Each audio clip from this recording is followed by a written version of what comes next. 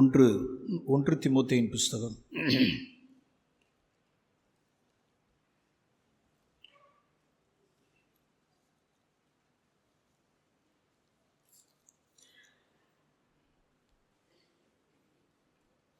1 தீமோத்தேயு 5ஆம் அதிகாரம்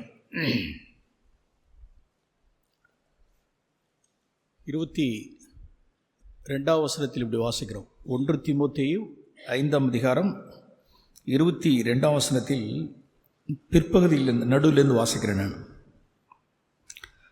மற்றவர்கள் செய்யும் பாவங்களுக்கு உடன்படாதே, பிறர் செய்யும் பாவத்திற்கு உடன்படாதே, உன்னை சுத்தவானாக காத்துக்கொள். அதனால் இந்த சத்தியத்தை நாம் தியானிப்போம். பிறர் செய்யக்கூடிய பாவங்களுக்கு உடன்படாதபடிக்கு இருக்கிறது. உன்னை சுத்தவனாக காத்துக்கொள்.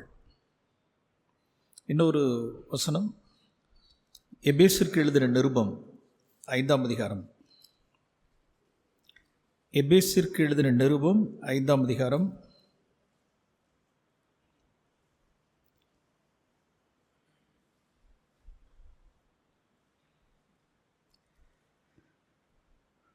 8ஆம் வசனத்தில் வாசிக்கிறோம்.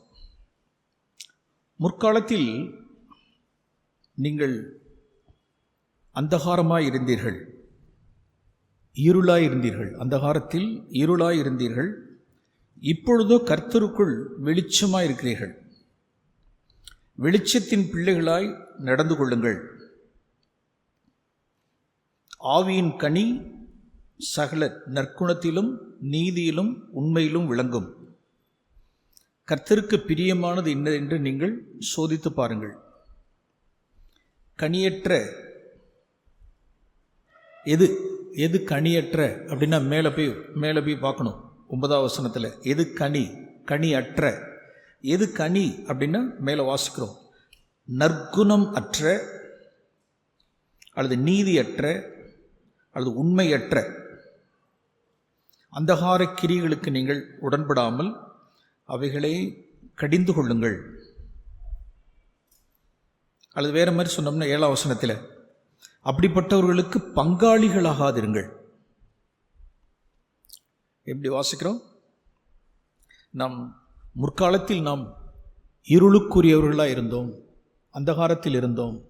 நம்மள்கிட்ட வெளிச்சமே இல்லை, ஒளி என்னன்னு தெரில, எது நன்மை எது தீமை எது பாவம் அப்படிங்கிறதுல எதுவும் நமக்கு தெரியல. முற்காலத்தில் நாம் இருளில் இருந்து இருளின் கிரியைகளுக்கு நாமே நடப்பித்தோம், பிறருக்கு நாம் உடன்பட்டவர்களாக இருந்தோம். இப்போ தேவன் நம்மை வெளிச்சத்து கொண்டு வந்திருக்கிறார். நாம் வெளிச்சத்தின் பிள்ளைகளாக இருக்கிறபடியால் அவர்களுக்கு பங்காளிகளாகாதிருங்கள். அவருடைய கிரிகளுக்கு, நற்குணமற்ற நீதியற்ற உண்மையற்ற கிரிகளுக்கு உடன்படாதிருங்கள், விலகியிருங்கள். ஸோ எபேசிற்கு எழுதின நிருபம் 5ஆம் அதிகாரம் 1 தீமோத்தேயு 5:22 ரெண்டுத்திலையும் நாம் என்ன வாசிக்கிறோம்னா, do not partake with other sins, பிறருடைய பாவங்களுக்கு பங்காளிகளாகாதிருங்கள், உடன்படாதிருங்கள். அதாவது இதில் வருகிற நாட்களில் ஒரு சின்ன ஒரு வேத பாடம் போல நாம் தியானிக்கலாம். இன்றைக்கி இதில் 2 சத்தியத்தை மட்டும் இன்றைக்கி நான் சொல்ல விரும்புகிறேன். நம்ம அறியாதபடிக்க நாம் நிறைய பாவங்களுக்கு உட்பட்டு இருக்கோம், பிறருடைய பாவத்துக்கு சேர்த்து செஞ்சுக்கிட்டு இருக்கோம். அந்த 7 சத்தியத்தை வேதத்திலிருந்து ஒன்றா சொல்கிறேன். பிறர் பாவம் செய்கிறத மனைவியாகட்டும் அல்லது பிள்ளைகளாகட்டும், நாம் அந்த பாவத்தை கண்டும் காணாதபடிக்கு அந்த இடத்த நாம் கடிந்து கொள்ளாவிட்டால், அல்லது அந்த பாவத்துக்கு ஒரு முற்றுப்புள்ளி வைக்கல, அதை தடுத்து நிறுத்தலை அப்படின்னா நாம் அந்த பாவத்துக்கு உடன்படுறோன்னு அர்த்தம். அந்த சத்தியத்தை இன்னைக்கு முதலாவது எடுத்துக்குவோம். ரெண்டாவது, பிறருடைய பாவத்துக்கு நமக்கும் சம்மதி இருந்துச்சுன்னு வச்சுக்க, பிறர் செய்கிற பாவத்திற்கு நாமும் சம்மதித்திருந்திருப்போமானால், பாவம் நாம நடப்பிச்சிருக்க மாட்டோம், பிறருக்கு நாம் சம்மதம் தெரிவிச்சிருந்திருப்போம். ஃபார் எக்ஸாம்பிள், ஸ்தேவான் கொலை செய்வதில் யார் சம்மதித்திருந்தார்? சவுலும். அப்படி எடுத்துங்க. பின் நாட்களில் வேதத்திலிருந்து நிறைய காரியங்களை நாம் தியானிக்கலாம். நடைமுறை வாழ்க்கையிலிருந்து நம்ம அறியாதபடிக்கே பிறருடைய பாவத்திற்கு நாம் என்ன செய்வோம்னா சம்மதித்திருந்துப்போம். பிறர் பாவம் செய்கிறதுக்கு நாம் காரணமாக இருப்போமானால், பிறர் பாவம் செய்கிறதுக்கு சிலர் இடறுகிறதற்கும், சிலர் தவறுகிறதற்கும், சிலர் பலவீனப்படுவதற்கும் நாம் காரணமாகவே இருப்போம். அப்போ கணக்கு யார்கிட்ட கேட்பார்னா உன்கிட்ட தான் கேட்பார். சிலர் பாவத்துக்கு சம்மதிக்கிறது, சிலர் பாவத்துக்கு உடன்படுவது, சேர்ந்து செய்வது. இன்னும் சிலர் பாவத்தோடு மற்றவர்களோடு சேர்ந்து கூட்டாளிகளாய் சேர்ந்து உடன்பட்டு ஒரு காரியத்தை செய்வது. அனனியா அவனுடைய தப்பிதத்துக்கு சப்பிரால் சேர்ந்து உடன்பட்டது என்ன? உன் புருஷனுடைய அக்கிரமத்துக்கும் உன்னுடைய மாய்மாலத்துக்கும் உன்னுடைய பொருளாசைக்கும் நீயும் உன் புருஷனோடு சேர்ந்து உடன்பட்டது என்னன்னு பேதுரு கேட்டார். ஸோ ஜாயிண்ட், சேர்ந்து செய்கிறது, பிறருடைய பாவத்தோடு சேர்ந்து செய்கிறது, உடன்படுறது. சில பாவத்துக்கு இடம் கொடுக்கிறது, சில பாவம் செய்வதற்கு இடம் கொடுக்கிறது. ஸோ இப்படி சத்தியங்கள் எல்லாம் வேதத்திலிருந்து நாம் பார்ப்போம். இதிலெல்லாம் நமக்கு வெளிச்சம் இல்லாதபடிக்கு நாம் நிறைய காரியங்களை பண்ணிக்கிட்டு இருக்கோம். ஒரு 2 சத்தியத்தை இந்த நாளில் நாம் தியானிப்போம். பிறர் செய்யும் பாவத்திற்கு என்ன செய்யாதிருங்கள்? உடன்படாதிருங்கள். ஃபார் எக்ஸாம்பிள், ஒரு ஒரு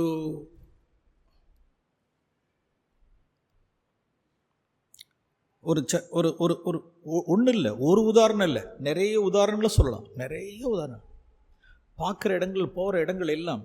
திட் is none of your business. உங்களுடைய காரியமே கிடையாது. நீங்கள் அதை போய் இதில் இன்வால்வ் ஆகுறீங்க. ஒருத்தர் ஃபாரின் போகிறதுக்கு, ஒருத்தர் பண ஆசையினால ஃபாரின் போகணும்னு நினைக்கிறார். தேவ சித்தம் இல்லையான்லாம் கண்டுபிடிக்கல, ஃபாரின் போகணும். இப்போ ஃபாரின் போகிறதுக்கு ஒருவர் ஒரு ஏஜெண்ட்டை காமிச்சு விட்டார்.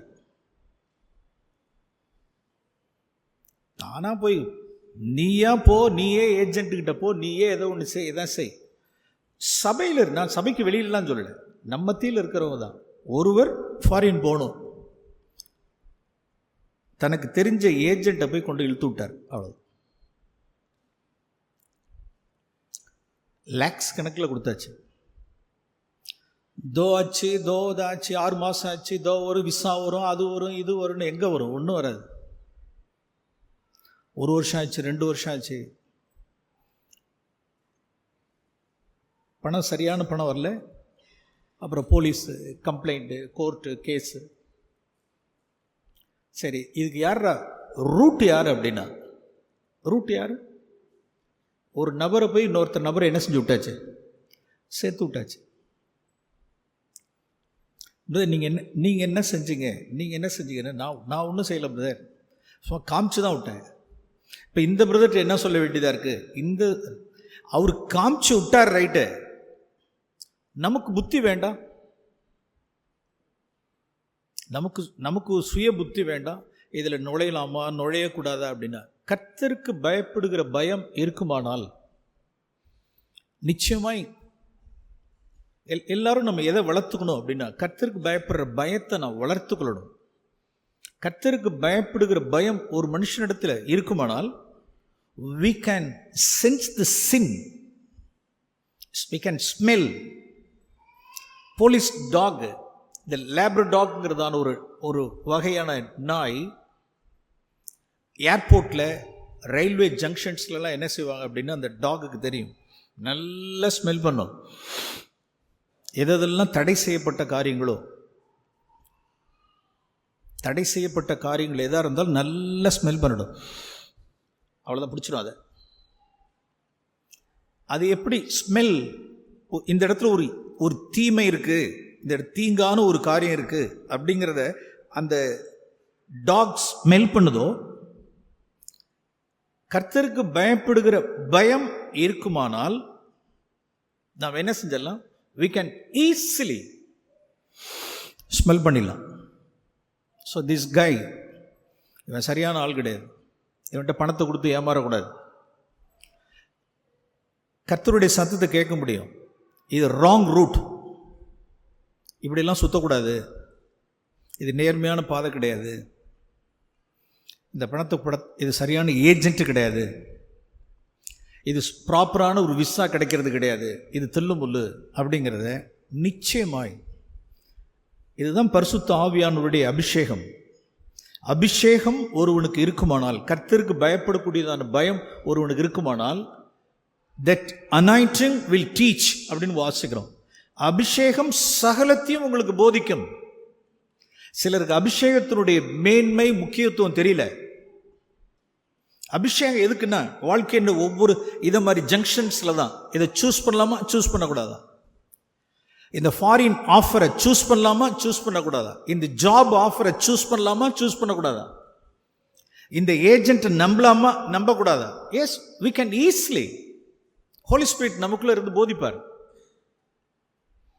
இப்போ என்னாச்சு, பண ஆசை, பொருள் ஆசை, ஃபாரின் போகணும், சம்பாதிக்கணும், ஊருப்பட்ட கடன் எல்லாம் வாங்கியாச்சு, ஊருப்பட்ட கடனை வாங்கியாச்சு. இப்போ கடன் அடைக்கிறதுக்கு என்ன வழின்னா புத்தி சொல்லுது, போ ஃபாரினுக்கு அப்படின்னு. அதுக்கு எங்கே பணம் வாங்கணும், யார்ட்டாவது நகை வாங்கணும், சொந்த பந்தத்தில் வாங்கணும், இல்லைன்னா மனைவிட்ட கேட்கணும், மாமனார்கிட்ட கேட்கணும், மச்சன்கிட்ட கேட்கணும், கொடுக்கலன்னா பகை, இல்லைன்னா வட்டிக்கு வாங்கணும், நீ தர்றியா நான் தர்றியான்னு கேட்கணும். இப்படி எல்லாத்தையும் பிச்சு பிடுங்கி என் கையிலாவது ஏஜென்ட்டை கொடுக்கணும். அவன் கடைசியில் மொட்டை போட்டுட்டு போயிடுவான். இந்த பிரதர் தான் என்னை காமிச்சு விட்டார் அப்படின்னா நான் என்ன சொல்கிறேன், அந்த பணம் இழந்தானா, ஃபாரின் போனாங்களா, அந்த that is none of our business, அதை விட்டுருங்க, லீவ் இட். நான் என்ன சொல்கிறேன் அப்படின்னா, நீ ஏன் உடன்பட்ட,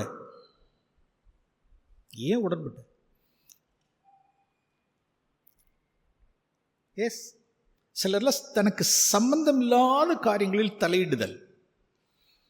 யாராவது பணம் கேட்குறாங்க அப்படின்னா, குழு, இங்கே எத்தனை பேர் குழுவில் இருக்காங்களான்னு தெரில, எத்தனை பேர் சபையிலெல்லாம் இருந்துக்கிட்டு இந்த குழுவில் மெம்பராக இருக்கிறது, குழுவில் இன்றைக்கி 1,00,000 ரூபா இன்றைக்கி வாங்கிக்கிறீங்களா, உங்களுக்கு ஒரு ஆஃபர் வருது என்ன, சம்மந்தமே இருக்காது. மவுளுக்கு வாங்கி தரலாமா, மருமகனுக்கு வாங்கி தரலாமா, இவங்களுக்கு வாங்கி தரலாமா, அவங்களுக்கு வாங்கி தரலாமா, சிலர்லாம் இருக்காங்க பேரில் குழுவில் இருப்பாங்க, 1,00,000 ரூபா 1,50,000 ரூபான்னு சொல்லிட்டு கொடுத்தானா வாங்கி கொடுக்க வேண்டியது. பிணையாளி, எழுதுங்க, நீதிமொழிகளின் புஸ்தகம் 22ஆம் அதிகாரம், நீதிமொழிகளின் புஸ்தகம் 22ஆம் அதிகாரம்,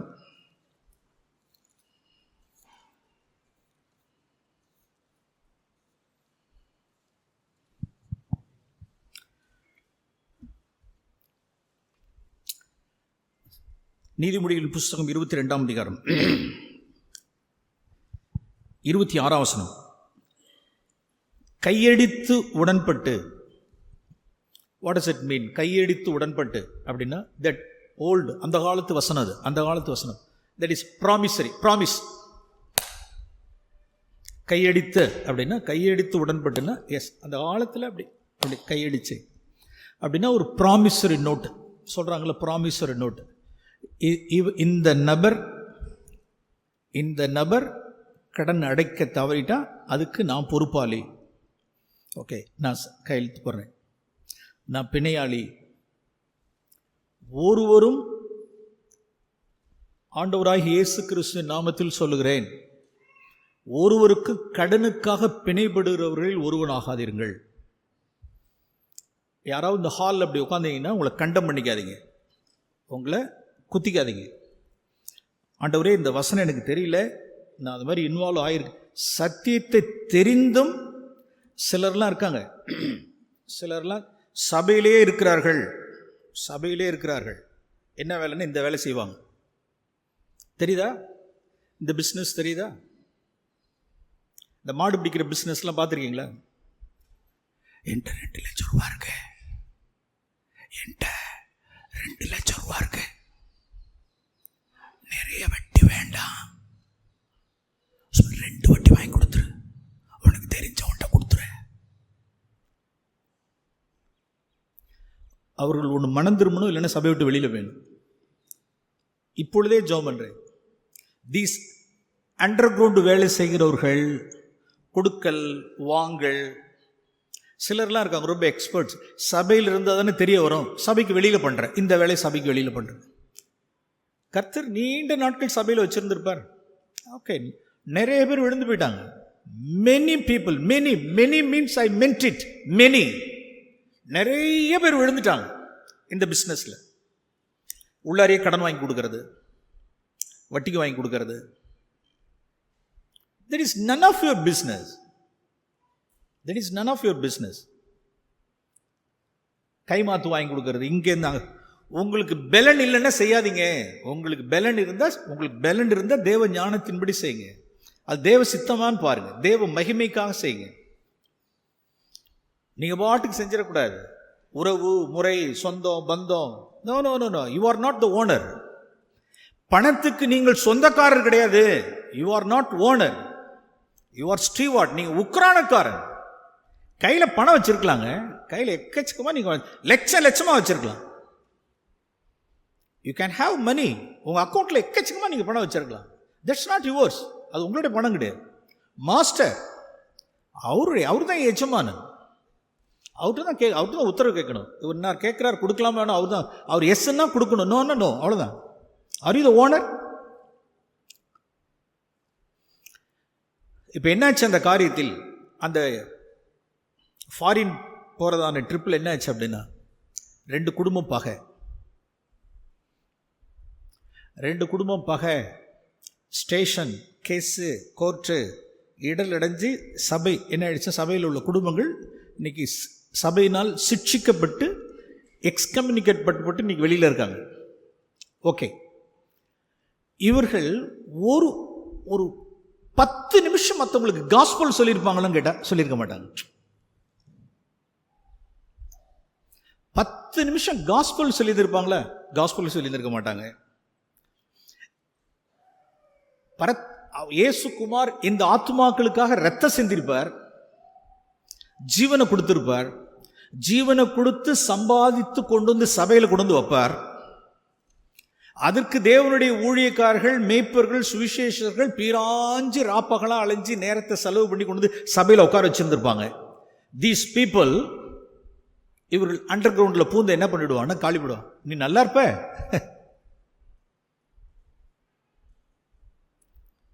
நல்லாவே இருக்க முடியாது.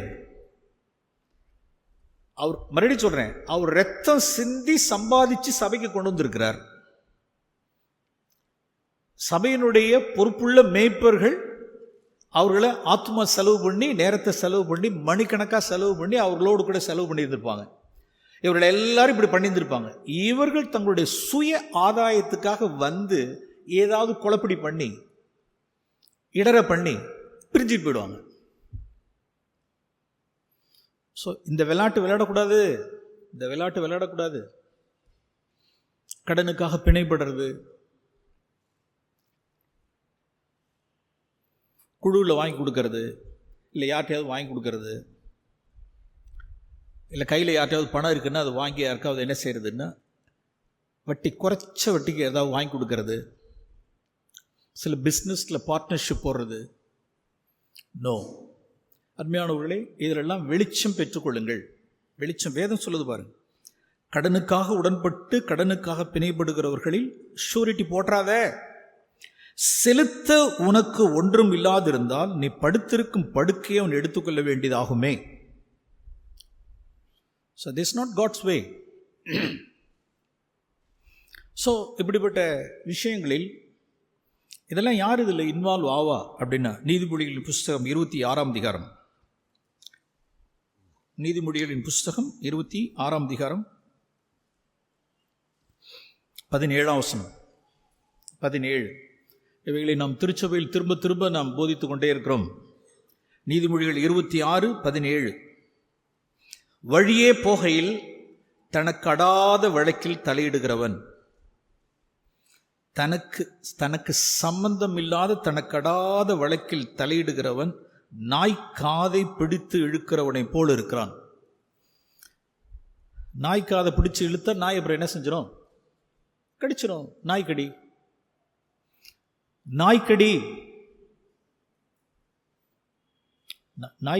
நாய்க்கடியினுடைய விவரம் தெரியும். எவ்வளோ வேதனை, உயிர் போகிறது என்ன. சம்பந்தம் இல்லாமல் தனக்கடாத வழக்கு தலையிடாதீங்க. தனக்கடாத வழக்கில் தலையிடாதீங்க. இது நமக்கு சம்பந்தம் இல்லாது. இதை தொடர்ந்து ஒரு 3 வசனத்தை காண்பிக்கிறேன், இருதயத்தில் வச்சுங்க. ஒன்று 26:17, இன்னொன்று சங்கீதம் 131. சங்கீத புஸ்தகம் 131 சங்கீதம் 1 Psalm 131, சங்கீதம் 131 சங்கீதம் 1 கர்த்தாவே, என் இருதயம் இருமாப்புள்ளது அல்ல.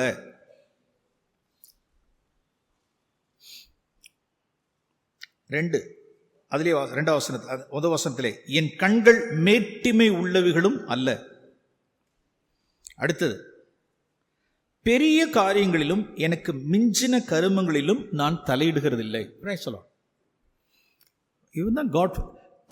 தாழ்மை உள்ளவர்களுடைய அடையாளம். மனத்தாழ்மையாய் இருக்கிறவர்கள் என்ன செய்வார்? மனத்தாழ்மையாய். proud people, those who are arrogant and proud. the most arrogant and the most proud, அவர்கள் தான் என்ன செய்வார்கள்? தங்களை எண்ணுகிறதுக்கு மிஞ்சி எண்ணி தனக்கு மிஞ்சின கர்மங்களிலும் பெரிய காரியங்களில் தலையிட்டுக் கொள்றது. அதெல்லாம் பெருமையினுடைய இருமாப்பு, மேட்டிமையினுடைய ஒரு அடையாளம் என்னன்னா, தனக்கு சம்பந்தம் இல்லாத காரியத்தில் தலையிடுறது. பரிசுத்த ஆவியானவர் சொல்லுது, ஆவியானவர்களுடைய அபிஷேகம் இருக்குமானால் this is none of your business, don't involve. இது உனக்கு தேவையில்லாத வேலை,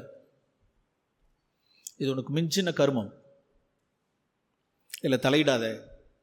உறவு முறைகளுக்குள்ளாரே சிலர்லாம் நம்மளை என்ன சொல்லுவாங்கன்னா, எதுலேயுமே நீங்கள் கண்டுக்கிறது இல்லை, எதுலேயுமே நீங்கள் இன்வால்வ் ஆகிறதில்லை அப்படிம்பாங்க. சில பேர் நம்மளை குற்றச்சாட்டுவார்கள். நம்மளுடைய உறவு முறைகளில் நீ எதுலேயுமே நீ தலையிடுறதில்லை இப்படி சொல்லுவாங்க. நம்மளை இழுக்கிறது, தலையிடுறதில்லை, எதையுமே நீ கண்டுக்கிறதில்லை, இன்வால்வ் ஆகிறதில்லை. நீ எதில் இன்வால்வ் ஆகிறதில்லை, தலையிடுறதில்லைன்னா பி வாய்ஸ். அவங்க செய்கிற 100 காரியங்களில், நம்மளுடைய உறவு முறைகளில் அவர்கள் செய்கிற 90 காரியங்கள் என்னவா இருக்கும் அப்படின்னா, நமக்கு சத்தியத்துக்கும் நீதிக்கும் புறம்பாக இருக்கும், உண்மைக்கு புறம்பாக இருக்கும், நீதி அற்றதாக இருக்கும், உண்மை அற்றதாக இருக்கும், நற்குணம் அற்றதாக இருக்கும். நீதி அற்றது, நற்குணமற்றது, உண்மையற்றது. சில ஃபார் எக்ஸாம்பிள் வெட்டி விடுறதா இருக்கும். ஒரு குடும்பத்தில் ஏதாவது ஒரு காரியம் வந்தால் வெட்டி விடுறதா இருக்கும், உறவு வெட்டி விடுறதா இருக்கும், பகைக்கிறதா இருக்கும், கோர்ட்டில் ஏற்றுறதா இருக்கும், டைவர்ஸ் கொடுக்கறதா இருக்கும். இது மாதிரி 1000 நான்சென்ஸ்லாம் இருக்கும். அப்போ நம்மளை என்ன செய்வாங்க அப்படின்னா, நீ எதுக்கு நீ உடன் பிறந்தவ எதுக்கு, நீ எதுக்கு உடன் பிறந்தவன், நீ எதுக்கு இதில் எல்லாத்தையும் கண்டுக்கல, நீ பார்க்கல, நீ அதை செய்யலை, இதை செய்யலாம், இந்த காதில் வாங்கிட்டு இந்த காதில் விட்டுருங்க. நமக்குன்னு ஒரு பொசிஷன் வரும். ஆண்டவரே இதில் இன்வால்வ் ஆகலாமா, இன்வால்வ் ஆகக்கூடாது. ஆண்டவர்கிட்ட ஞானத்தை கேளுங்க.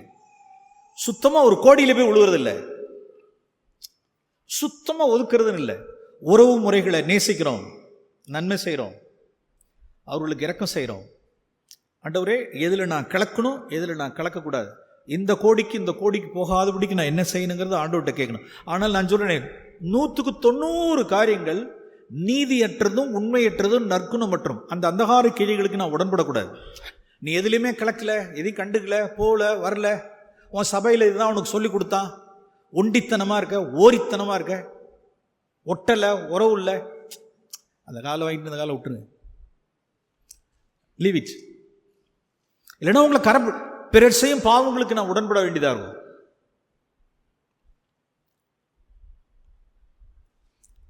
ஸோ இங்கே எனக்கு பெரிய பெரிய காரியங்களிலும் எனக்கு மிஞ்சின கருமங்களிலும் நான் தலையிடுகிறதில்லை. சிலர்லாம் there are some people ஏதாவது தங்களுக்கு சம்பந்தம் இல்லாதபடிக்கு ஒரு கல்யாணம் பண்ணணும், ஒரு வாங்க அப்படின்னு நம்மளை கூப்பிட்றான்னு வச்சுங்க.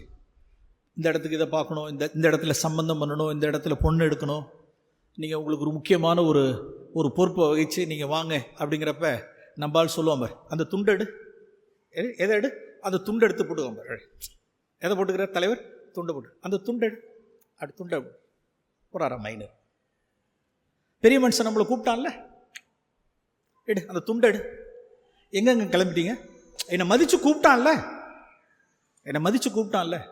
அங்கே போய் பார்த்தா என்ன இருக்கும் அப்படின்னா டௌரி இருக்கும், வரதட்சணை இருக்கும். நீ எத்தனை பவுன் போடுற, எவ்வளோ பவுன் கொடுக்குற, என்ன செய்கிற, ஏது செய்கிறன்னு அங்கே உட்காந்துக்கிட்டு இந்த மாதிரி கஸ்மாலத்துலலாம் உட்காந்துட்டு பேசிகிட்டு இருப்பாங்க பாருங்க. அந்த இடத்துல போய் நம்ம உட்காரலாமா? அவன் டௌரி கேட்குறான், எத்தனை பவுன் போடுவ, என்ன சீர் செய்வ அப்படின்னு உட்காந்த. நம்மால் துண்டை போட்டுட்டு போய் உட்காந்துக்காம மிஞ்சின கர்மம், தனக்கடாத வழக்கு, தன்னை எண்ணுகிறதுக்கு மிஞ்சி எண்ணுதல், போய் தங்களை கரைப்படுத்திட்டு வந்துடுறது. பிறர் செய்யும் பாவங்களுக்கு உடன்படாதீர்கள். நாமும் உடனடி ஆகிடக்கூடாது. இங்கே சாலமோன் ஞானி ஒன்று சொல்லிக் கொடுக்கிறார். நீதிமொழிகள் 26:17. சங்கீதக்காரன் தாவீது ஒன்று சொல்லிக் கொடுக்கிறார். சங்கீதம் 131:1. பேதுரு ஒன்று சொல்லிக் கொடுக்கிறார். 1 பேதுரு 4ஆம் அதிகாரம். 1 பேதுரு 4ஆம் அதிகாரம்